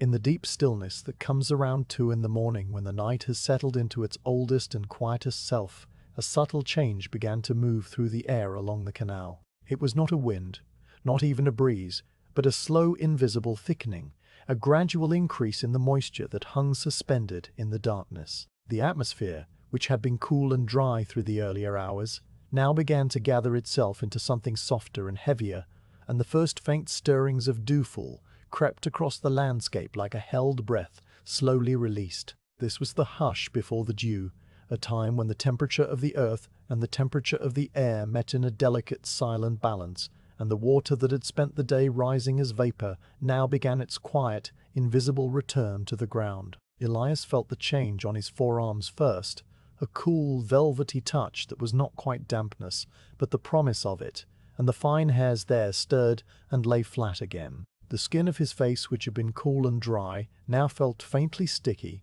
as if an unseen hand had passed a damp cloth just above the surface without quite touching. He rolled down his sleeves with slow automatic fingers, working the buttons one by one, his eyes never leaving the towpath, and the cotton fabric settled against his wrists with a familiar, comforting pressure. The mules, walking ahead of him, felt the change too, for their coats began to lose the dry, dusty look of the earlier night and take on a darker, richer color along their backbones, a wetness that came not from sweat, but from the air itself giving up its moisture. Meg's pale, corn-husk coat darkened along the ridge of her spine in a stripe that ran from her withers to her rump, a shadow of dampness that spread slowly outward as the minutes passed. The individual hairs that had glowed with a silvery sheen in the moonlight now lay flat and dark, clumped together in tiny, moist ridges that caught the starlight in a different way, a duller, softer gleam. Barney, whose dark coat had always absorbed the light, now seemed to drink in the moisture too, and his back grew slick and glossy, the white star on his forehead beaded with a fine, invisible mist that gathered and merged into droplets too small to fall. When he shook his head, a motion that came without warning and passed just as quickly, a few of those droplets scattered into the air and were lost in the darkness, and then he settled back into his stride, his ears flopping outward and then forward, his breathing deep and slow. The grass along the towpath, which had been dry enough to rustle under the mule's hooves, now grew damp and soft, and each footfall pressed a little moisture out of the blades, releasing a fresh green scent that rose up around Elias's knees and mingled with the other smells of the night. The packed earth of the path itself, which had given off a fine pale dust when kicked, now held its dust in place, the particles bound together by the settling dew, and the surface grew slightly darker, slightly firmer, as if the ground were pulling itself together for the coming day. When Elias stepped on a patch of clover, the round leaves held tiny, perfect spheres of moisture that clung to their surfaces like glass beads, and his boot left a brief dark print that slowly faded as the crushed leaves released their scent, sweet and green and cool. The wood of the barge, which had been pale and dry in the starlight, began to darken along its deck and its gunwales, the moisture creeping into the grain in slow, invisible lines. The tarpaulin that covered the barrels and staves grew spotted with a fine, even coat of dampness, and the spots spread and merged until the whole canvas was a shade darker, its folds and creases holding thin, silvery lines of moisture where the dew had gathered most thickly. At the stern, Mr. J. Latham's small lantern, still burning with a steady yellow flame, cast a light that now reflected off the damp deck in a small blurred halo, and the captain himself, his head nodding forward in its slow, drowsy rhythm, had pulled a woolen blanket across his knees, the dark folds of it already glistening with a faint silvery sheen of moisture. His pipe, long cold, rested in the pocket of his vest, and the smoke that had curled from it hours before was now just a memory. The process of condensation was an invisible, patient work that had no sound and no motion, a transformation that happened at the level of the smallest things. Warm air, rising from the canal water that still held a memory of the sun's heat, met the cooler air that settled down from the dark dome of the sky, and at the boundary between them, where the temperature dipped just enough, the water vapor gave up its gaseous form and became liquid again, a billion tiny spheres of water that clung to every surface they touched. The grass blades, the willow leaves, the stone coping of the canal bank, the harness leather, the mules' coats, the brim of Elias's hat, all of them accepted this gift without resistance, their surfaces growing cooler and wetter as the night drew on toward its coldest, darkest hour. It was a process as slow and as certain as the drifting of the stars, and it asked for no attention, required no witness, simply continued its quiet work while the world slept. The frog chorus, which had been a steady silver trill through the earlier hours, now took on a deeper, slower pulse, as if the dewfall had softened the edges of the sound. The individual calls, which had once been quick and sharp, now stretched into longer, more liquid notes, and the silences between them grew a little longer, a little heavier. The frogs were still singing, but their song had become a drowsier thing, a lullaby that was winding down toward its own conclusion, and from time to time a single voice would drop out, then another, as the creatures settled deeper into the wet grass and closed their small golden eyes. The canal water, still and dark, absorbed the sound and gave nothing back, and the mist that had begun to rise from the surface near the banks added a muffling, softening layer that blurred the boundary between the water and the air, between the sound and the silence. The Milky Way, that great river of stars that had stretched so clearly from horizon to horizon, now seemed to blur at its edges, its bright, dusty core still sharp, but its fainter strands fading into a soft, hazy glow that merged with the dark sky. The dew that was settling on the earth was also present in the lower reaches of the atmosphere, a thin, invisible veil of moisture that scattered the starlight, just enough to take the hard edge off the constellations, and the stars themselves, which had been cold, sharp points of light, now seemed to pulse with a gentler, more diffuse radiance. When Elias looked up at the sky, he saw the same stars he had always seen, but they seemed farther away now, softer, as if they had wrapped themselves in thin blankets of mist and settled down for the night. The canal's reflection, too, had changed, the upside-down stars now trembling in a surface that was just beginning to develop a thin, almost invisible film of condensation, and the reflection wobbled and stretched with a slow, dreamy motion that made the two skies seem even more distant from each other. At a low, shallow spot where a culvert ran beneath the canal, carrying a small brook from one side to the other, the air dipped into a pocket of cooler temperature that had settled into the shallow depression. The mules walked through this pocket, and for the first time that night, their breath became visible. It came from their nostrils in two soft, pale plumes that rose and spread and dissolved in the space of a single heartbeat, a brief, ghostly evidence of the warmth inside them meeting the cool, damp air outside. Meg's breath was a little smaller, a little quicker, a puff of white that caught the starlight and vanished, while Barney's was deeper and longer, a rolling cloud that trailed back over his shoulder and disappeared just as Elias stepped into the same cool pocket. His own breath joined theirs, a pale, fleeting ghost that mingled with the mule's exhalations and then was gone, and the three of them walked on through the invisible boundary, their breath vanishing again as the air warmed by the smallest fraction. The dew continued its silent work, settling on the harness leather until the straps grew dark and supple, the brass rings beaded with a moisture that dulled their shine to a soft, warm glow. The tow rope, already wet from the canal, now grew heavier as the exposed fibers absorbed the moisture from the air, and the drips that fell from it onto the grass were larger now, falling with a soft, steady patter that marked the path behind them like a trail of dark commas. The mules' hooves, already damp from the wet grass, left clearer prints now, each one a dark concave shape in the dew-pearled surface of the path, and behind them the prints slowly filled with more dew, erasing themselves in a slow, gentle fade. The whole world was softening, blurring the sharp edges of the day, worn smooth by the gentle, persistent hand of the night, and the hush that had begun as a subtle change in the air now lay over everything like a held breath, waiting to be released. Elias, walking in the center of this quiet transformation, felt the dew settle on the brim of his hat until the straw grew dark and heavy, and a single drop, larger than the others, gathered at the lowest point of the brim and fell onto his sleeve with a sound so small it was barely a sensation. He did not brush it away. He simply walked on, his hand resting on Meg's damp, warm back, his eyes half closed against the soft, hazy starlight, and he let the dew and the hush and the deep, quiet hour carry him forward into the heart of the night, where the moisture gathered and the stars blurred, and the world, for a little while, held its breath and slept.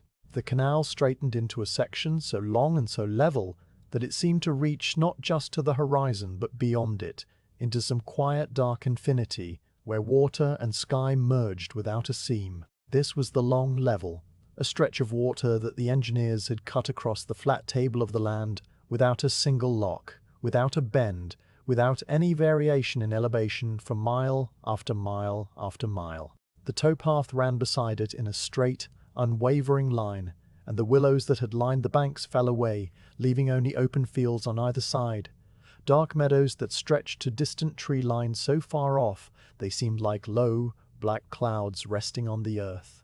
The effect was of walking through an enormous darkened hall whose ceiling was the star-filled sky and whose floor was the black mirror of the canal, a corridor without walls that extended equally ahead and behind, so that if a man were to turn around and look back, he would see exactly the same scene as if he were looking forward. A point where the two dark lines of the banks and the pale ribbon of the towpath and the glinting stripe of the water all converged into a single vanishing point, a dark seed at the limit of the starlit. Elias walked into this grand empty space without breaking stride, and his mind, already quiet and slow, now seemed to empty itself completely. The long level had this effect on every mule skinner who worked the canal.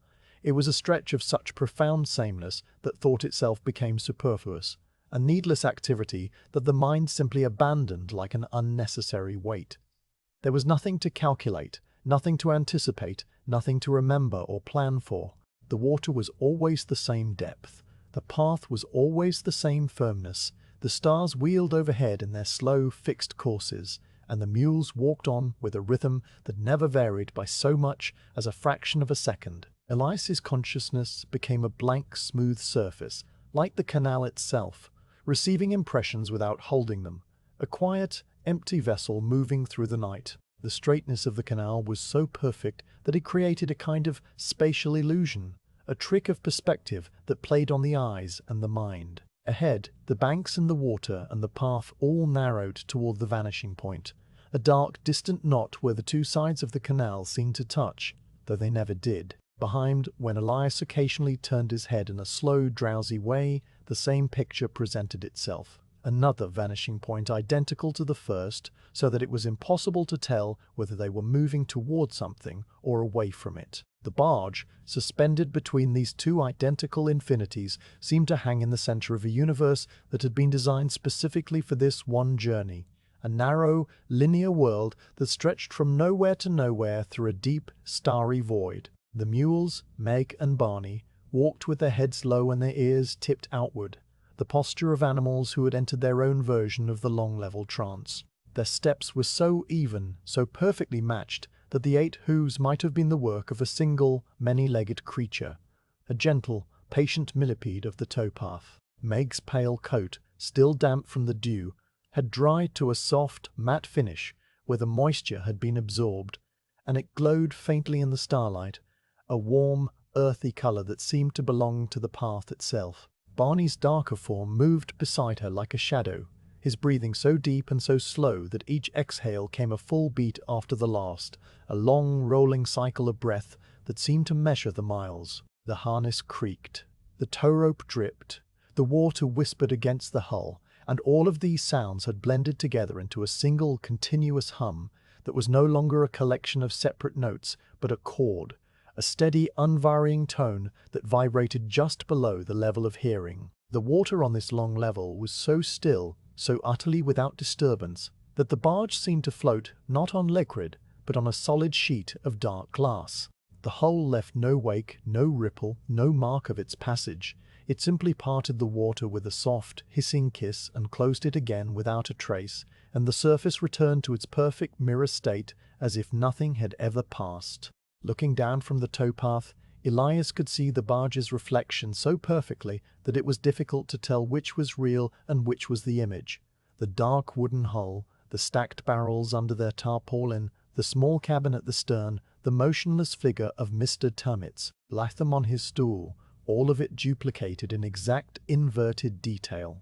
The two barges floating hull to hull, the two captains sitting back to back across the glassy membrane of the surface. When a fish rose lazily from the depths and took a small floating insect, the ripples spread out in perfect circling rings that disturbed the reflection for a moment, making the inverted barge wobble and tremble as if it were the real one receiving the disturbance. And then the rings faded, and the two barges settled back into their silent, motionless duet. The mules' reflections walked upside down along the bottom of the canal, their hooves stepping across the dark, inverted sky with a slow, deliberate pace. Meg's pale belly and the underside of her jaw were clearly visible in the dark water, details that were rarely seen in the daylight, and Barney's long ears, pointing downward into the reflected depths, seemed to reach toward the submerged constellations. When Elias looked at these reflections, he saw his own inverted shape, walking between and behind them, a tall, dark figure whose hat brim pointed down toward the stars. And for a long, quiet moment he had the sensation, familiar and yet always strange, that the three of them were walking on the bottom of a shallow, starry sea, their heads pointing down into the heavens, while their feet pressed against the solid earth above. The tow rope, when it passed over the water on this glassy stretch, lay on the surface as if on a table, its dark twisted fibers barely indenting the tension of the liquid. It did not sink, did not drag, but rode lightly, a long dark serpent that connected the mules to the barge with a single unwavering line, and its reflection was another serpent, identical but inverted, the two ropes meeting at the waterline to form a long thin oval that narrowed toward the barge's bow. The drips that fell from the rope, where it had been lifted from the canal earlier in the night, had long since ceased. The fibers were saturated now, holding their moisture in a heavy dark dampness that made the rope gleam faintly. The creak it made as it passed through the fair lid on the bow was a low, regular note that sounded every few seconds, a soft, groaning pulse like the slow beating of a distant wooden heart. The harness bells, that small strap of 3 brass bells on each collar, had been chiming all through the night, but on the long level their sound took on a new quality, a circular, repeating melody that never varied and never ended. The bells on Meg jingled in a slightly higher register, a tinny, delicate ringing that rose and fell with the motion of her shoulders, and Barney's bells answered in a lower, thicker tone, the two sounds overlapping and separating in a federating in a pattern so constant that it became a kind of musical breath, an auditory heartbeat that filled the silence without disturbing it. The sound travelled out over the flat, open fields and returned slightly softened, slightly delayed, a faint, ghostly echo that seemed to come from the canal itself, and the interplay between the direct sound and the echo created a subtle, spatial shimmer, a sense that the music was coming from everywhere, at once. Elias, walking in the center of this soft, metallic lullaby, no longer heard it as separate notes, but as a continuous, silvery thread that ran through the fabric of the night, binding everything together. Time, on the long level, lost its ordinary shape. The minutes and the hours did not pass so much as they dissolved into a single, extended moment that had no beginning and no end. The constellations, which had marked the passage of the night with their slow wheeling drift, now seemed to hang motionless in the sky, their movement so gradual that no change could be detected from one glance to the next. Cygnus, which had been directly overhead at midnight, now hovered slightly west of the meridian. But the shift was so subtle that it registered not as motion, but as a slight difference in the sky's deep, familiar face, like the change in a loved one's expression that can only be noticed after long, quiet looking. The moon, which had climbed so high in the earlier hours, had begun its slow descent toward the western horizon, but its angle was still so steep that its reflection on the canal remained short and tight, a compact silver pool that rode beside the barge like a faithful dog. The fields on either side of the canal were empty and dark, their grasses bent and heavy with dew, and in the far distance a single dark shape that might have been a barn or might have been a copse of trees stood motionless against the sky. The shape did not move, did not change, did not reveal itself. It simply existed as a point of reference in the vast flat landscape, a dark mark on the horizon that measured nothing and promised nothing. A second mark, fainter and farther south, was the silhouette of a windmill, its sails still and dark, its small, square body blending into the earth, and between these two landmarks the land stretched away in a blank, black plain that seemed to have no end. The canal cut through this plain like a single deliberate stroke of ink, and the mules and the man and the barge moved along that stroke with the slow, patient inevitability of water flowing downhill. Though the water here did not flow, nor did it stand, it simply was, a motionless medium upon which motion happened. Elias's legs moved with a mechanical, dreamlike quality, his muscles operating on a memory so deep that they required no direction from his mind. His knees bent and straightened, his ankles flexed and released, his hips swung in a gentle pendulum rhythm that had been established hours ago and would continue until the journey's end. And all of these motions were so smooth and so oiled that they produced no discomfort, no fatigue, no sensation of effort. He was aware in the distant, abstract way that a sleeping man is aware of his blankets, of the ground under his boots, the cool, damp air on his face, the living warmth of the mules ahead, the soft, regular tug of the driving line in his hand. But these sensations did not register as separate things. They were simply the texture of the moment, the background hum of a body doing what bodies do. His mind, empty and still, drifted in a quiet, dark space that was not sleep, but something parallel to it, a waking rest that restored as much as it consumed. The long level continued, mile after mile, without a single landmark to mark its passage. And yet it was not a featureless void. It was a place of infinite, subtle variation, a canvas on which the smallest details became large and significant. A single pale stone on the towpath, no bigger than a hen's egg, caught the starlight in a particular way and held it for a few steps before fading back into the general darkness. A patch of wild mint that grew near the water's edge released its sharp, sweet scent each time the barge's ripples reached the bank, the fragrance rising and falling in a slow, invisible pulse. A water rat, small and dark and busy, swam across the canal ahead of the barge, its nose leaving a tiny V-shaped wake that glittered for a moment before the glassy surface healed itself. These small events drifted through Elias's awareness like the floating leaves of the earlier hours, noticed and released, and each one added a single quiet note to the long, slow chord of the journey. The mules, their ears still and their eyes half closed, moved through the long level as if they were walking through a dream of walking. Meg's head nodded with a slow, steady beat, and her tail swung in its lazy, counterpoint rhythm, the knotted end brushing against her flank with a soft, regular sound. Barney's deeper breath and lower head gave him the appearance of an animal who was not quite awake, but whose body would never dream of stopping. The evener tree that linked them swung gently from side to side, a small wooden pendulum that measured nothing but its own motion, and the harness leather flexed and creaked with the same quiet persistence it had shown all night. The bells chimed, the rope dripped, the water whispered, and the long, straight path stretched ahead into the darkness, a vanishing line that pulled them forward without end. The sky, which had been a deep, velvety black at midnight, had now begun to soften at its edges, a change so subtle that it was more a feeling than a sight.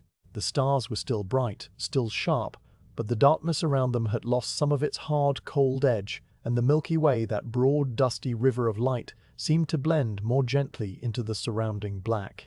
The dew had settled fully now, and a thin, low mist had begun to form in the hollows of the fields, pale, shallow pools of vapor that lay in the depressions like ghostly water, motionless and silent. The mist did not reach the canal. Not yet, but it lay in the near distance, a soft, white promise of the morning that was still some hours away, and the sight of it added a new, gentle quality to the night, a sense that the world was slowly, patiently preparing itself for the return of light. But the light was not here yet, and the long level continued, straight and still and infinite. And the mule skinner walked on through the deep, quiet heart of the night, his legs moving from memory, his mind an empty, peaceful vessel, the bells chiming their soft, circular melody under the fading stars. The final hour of the night arrived without announcement, a quiet threshold that the darkness crossed in its own slow time. The black of the sky, which had been absolute and deep since midnight, began to thin at its eastern edge, not with light, but with a subtle lessening of its density, as if the fabric of the night were made of layers, and the outermost layer had just been peeled away. The change was so gradual, so hesitant, that for a long while it was not a change at all, but merely a suspicion, a faint, almost imaginary shift in the quality of the dark that could only be noticed by someone who had been awake through every hour of the night and knew the exact weight and texture of the blackness. Elias, who had walked through this threshold more times than he could count, felt the shift without looking for it, the way a sailor feels the first invisible turn of the tide. The stars, which had held their sharp, cold brilliance through the deep hours, now began the slow, patient work of withdrawing. They did not disappear all at once, but faded one by one, the faintest first, the brightest last, each star dimming so gradually that it was impossible to say when exactly it ceased to be visible. The Pleiades, that small trembling cluster that had risen in the east so many hours ago, had already grown pale and indistinct, its 7 tiny points of light merging into a vague silvery blur that was more memory than sight. Cassiopeia, which had hung in the northeast like a bright sideways letter, had faded to a ghost of itself, its 5 stars reduced to 3, then 2, then none. Only the boldest stars remained. Vega still glowed high overhead, blue-white and steady. Capella shone low in the northwest, and the great golden point of Arcturus lingered in the west, though its light had softened to a honeyed, drowsy warmth. The Milky Way, that vast river of dust and stars, had become a pale, watery stain on the sky, its intricate clouds and dark rifts smoothed over by the approaching dawn. The mules felt the coming of morning before Elias saw any visible sign. Their ears, which had been relaxed and flopping for hours, began to lift and rotate forward with a new, gentle alertness, and their pace, though it did not quicken, seemed to gather a quiet, calm intention. Meg raced ahead a fraction and let out a long, slow breath through her nostrils that stirred the fine dust on the towpath, and Barney answered with a low, fluttering snort that fogged for just an instant in the cool, pre-dawn air. They knew in the deep, wordless way of animals who have travelled this route 100 times that the journey was nearing its end, and their bodies responded not with excitement or hurry, but with a deepened stillness, a calm that settled into their bones and slowed their already slow pace to something close to reverence. The harness bells chimed with their familiar gentle music, but the notes seemed softer now, more tender, as if even the brass knew that the night's work was nearly done. The black of the eastern sky underwent its slow, patient transformation, passing through a series of quiet shades that had no sharp boundaries. The deep, velvety black first became charcoal, a dark, matte grey that held no colour but had lost its depth. Then the charcoal paled to pewter, a cool metallic tone that spread upward from the horizon and pushed the remaining darkness toward the west. Then, at the very edge of the world where the flat line of the fields met the lower rim of the sky, a soft, barely perceptible rose began to bloom. It was not a sunrise yet, not even the promise of a sunrise, just the faintest trace of warmth in the pewter grey, a suggestion of colour so delicate that it might have been imagined. A single, tentative note played on the threshold of hearing. The canal, still dark and still, caught this faint rose in its surface and held it, a thin shimmering line of pink that ran the length of the water and trembled with every ripple from the barge's bow. The mist that had gathered in the hollows of the fields now began to stir and lift, not from any wind, but from the slow, gentle warming of the air that the rose-coloured light announced. The pale, shallow pools of vapour that had lain in the depressions like ghostly water began to rise in thin, curling wisps that twisted upward and dissolved, and the damp, heavy scent of dew-soaked grass and wet earth gave way to a fresher, cleaner smell, the scent of morning, before the morning has truly arrived. A thin, low band of mist had formed over the canal itself, hovering just above the surface, and the barge glided through it as if floating on a cloud, its hull parting the soft white vapour in slow, silent swirls that closed behind it without a sound. The first bird to stir was a robin, hidden somewhere in the willows on the far bank, and its voice was not a song but a single, tentative phrase. A few liquid notes that rose and fell and then stopped, as if the bird were testing the air to see if it was time. The sound was so soft, so hesitant, that it seemed to ask permission, and for a long moment nothing answered. Then, from a distant copse beyond the meadow, a second robin replied, its notes a little bolder, a little longer, and the small, quiet exchange drifted across the water and faded into the mist. A sparrow, closer to the towpath, added its own thin, reedy call, a series of quick high chips that pierced the silence and then subsided. And then another sparrow, somewhere downstream, picked up the thread and carried it for a few notes before falling quiet. The birds were not yet singing in chorus. They were only stirring, murmuring in their sleep, reaching out with small, sleepy voices to see who else was awake.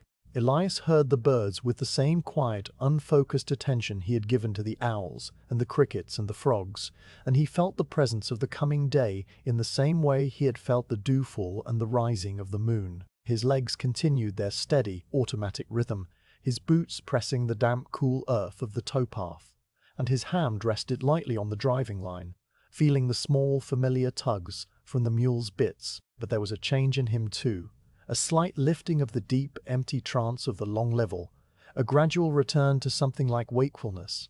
The world, which had been a dark, quiet dream for so many hours, was beginning to assert its edges again, and Elias, without hurry and without resistance, let himself drift back into it. The rose at the eastern horizon deepened almost imperceptibly, spreading upward and outward, and as it spread, it changed, the pink giving way to a soft, pale gold that tinted the low, thin clouds that had appeared near the horizon. These clouds, which had not been visible in the darkness, were long and narrow, streaks of high cirrus that caught the first indirect light of the sun that was still far below the earth's curve, and they glowed with a warm, buttery light that was the most vivid color the night had seen. The canal, that faithful, patient mirror, reflected these clouds in its dark surface, and for a moment the water was not black or silver, but a soft, luminous gold, a ribbon of light that stretched from the eastern horizon to the west, where the last of the stars still lingered. The mule's reflections, dark against this gold,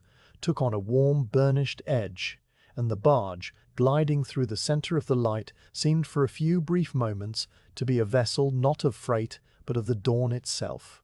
The towpath began to widen and flatten as it approached the broad basin where the journey was to end, a wide, stone-lined inlet that opened off the main canal and offered a quiet, sheltered place for boats to tie up. The basin was ringed with a low stone wall, and beyond it rose the dark shapes of a few wooden warehouses, their roofs outlined against the brightening sky. A single, tall crane stood at the water's edge, its wooden arm raised and still, its ropes hanging motionless in the still air. Nothing moved in the basin. No other boats were tied there. No dock workers had yet arrived. No lanterns burned in the windows of the warehouses. The place was as quiet and as still as the canal had been all night, waiting in the grey pre-dawn light for the first stirrings of the working day. Elias saw the basin ahead and felt a small, quiet recognition. The same recognition he always felt at the end of a night journey, a sense of completion that was gentle and without fanfare. He did not quicken his pace. He simply continued walking at the same slow, steady rhythm, and the mules, seeing the basin with their own deep animal knowing, did not quicken theirs either. Meg's ears rotated forward and then back, and Barney let out a soft, fluttering breath that was almost a sigh, and the two of them leaned into the harness with the same patient, deliberate pressure they had given all night, pulling the barge through the last 100 yards of the canal. The tow rope creaked. The bells chimed, the water parted in two small, gentle ripples, and then they were there. Elias stopped walking, and the mules stopped with him, not because he gave a command, but because the cessation of motion communicated itself through the driving line and the harness and the long shared habits of the years. They halted in the wide, flat area beside the basin wall, and Meg immediately shifted her weight and cock to hind leg, letting the hoof rest on the stone coping with a soft, final click. Barney followed a moment later, his head dropping low, his ears flopping outward, his breathing deepening into the slow, heavy rhythm of an animal who knows that work is done. The tow line, which had been taut for so many hours, went slack, the heavy rope dipping into the water with a gentle swirling motion. And then it floated, a dark limp curve that drifted slowly toward the basin wall. The barge, released from its tether, glided forward a few more inches on its own momentum, and then came to rest against the stone coping with a soft wooden bump that was almost a whisper. At the stern, Mr. Latham stirred from his long, motionless watch.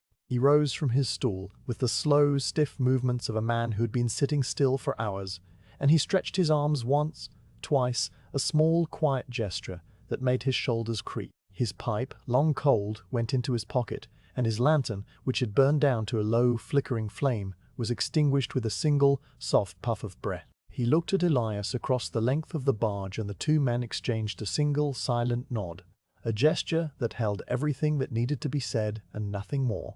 Then the captain turned to the business of tying up, looping a heavy braided line around a stone bollard, with slow practiced turns, the rope scraping against the stone with a soft, dry rasp that was the last active sound of the journey.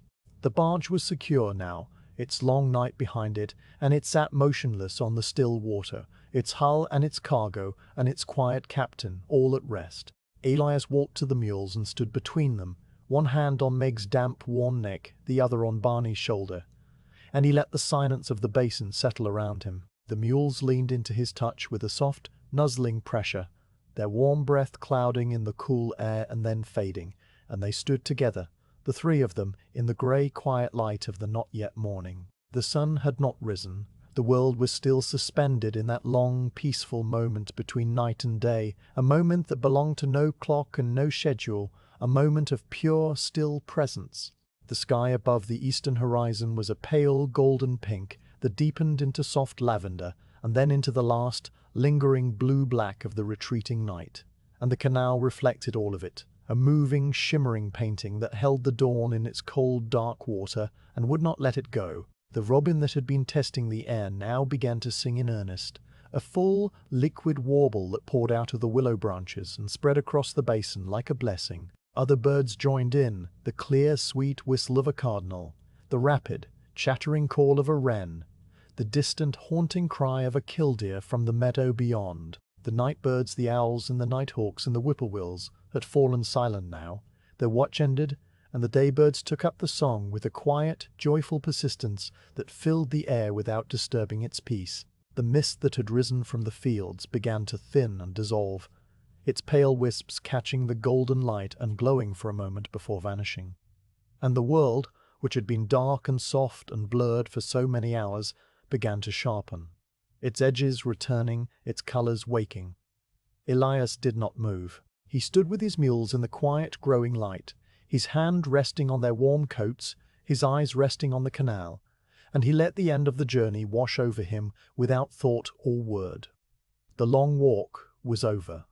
The tow line lay slack in the water. The barge was tied and still. The mules, their work complete, stood with their heads low and their eyes half closed, already slipping into the deep, standing rest that would carry them through the morning. And the canal, reflecting the pale, pre-dawn sky with its soft gold and its lingering rose and its last faint star, lay utterly at peace, a mirror of the quiet world that had travelled through the night, and now, gently, without hurry, welcomed the day.